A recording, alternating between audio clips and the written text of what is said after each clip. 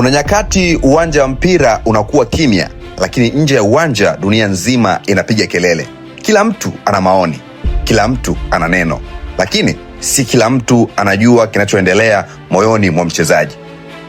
Mchezaji akikosa goli wanaita uzembe, akikaa benchi wanaita mwisho wa safari, lakini hakuna anayejua vita ndani, maumivu ya kujilaumu, hofu ya kushuka kiwango na ile shauku ya kurudi kuwa yule aliyekuwa akiwafanya watu wafurahi.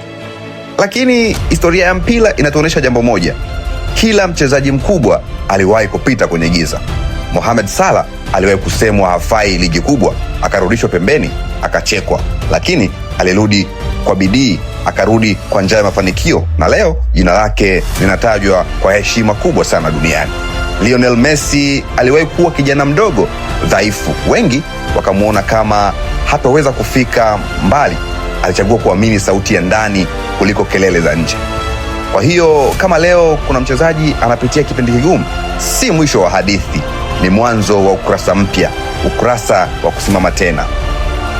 Na kuhusu mapenzi ya klabu, moyo wa shabiki ni huru kupenda anachopenda, lakini moyo wa mchezaji unapaswa kufungwa na nidhamu ya kazi. Luis Figo alihama kutoka klabu aliyopendwa sana kwenda kwa wapinzani wao wakubwa. Alitukanwa, alizomewa, lakini alipoingia uwanjani aliheshimu jezi aliyokuwa amevaa, akacheza kwa weledi mkubwa sana.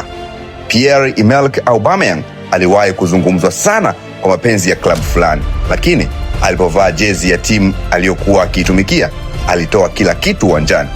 Kwa sababu kuwa professional si kubadilisha moyo wako, ni kuheshimu kazi yako bila usaliti. Na kiongozi wa timu anapojua ukweli wa ndani ya kambi, hapotezi usingizi kwa hadithi za mitandaoni. Kiongozi halindi kila tetesi. Kiongozi hulinda dira, hulinda morali na hulinda amani ya chumba cha wachezaji. Kelele zinaweza kubadilika kila siku, lakini maamuzi ya hekima hayafuati upepo.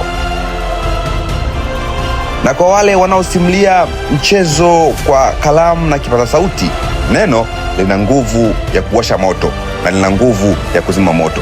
Kuchezea migogoro huleta views, lakini huacha majeraha mioyoni.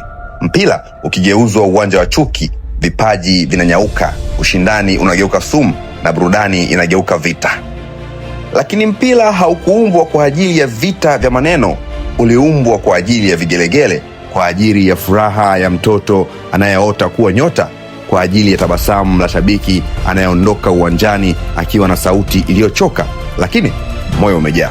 Mwisho wa siku kelele zitapita, mitandao itabadilisha mada, lakini ukweli utabaki pale pale uwanjani. Mpira upigwe, jasho limwagike na hadithi iandikwe kwa miguu, sio kwa kelele. Mashabiki wafurahi na mchezo ubaki kuwa mchezo. Bana, hii ni story moja na mimi Fisesal 99. Usisahau kusubscribe YouTube yetu ya Smile Media TZ, lakini kutufuata katika mitandao ya kijamii Instagram, Facebook na TikTok @Fisesal 99. Chao chao. Hii ni story moja.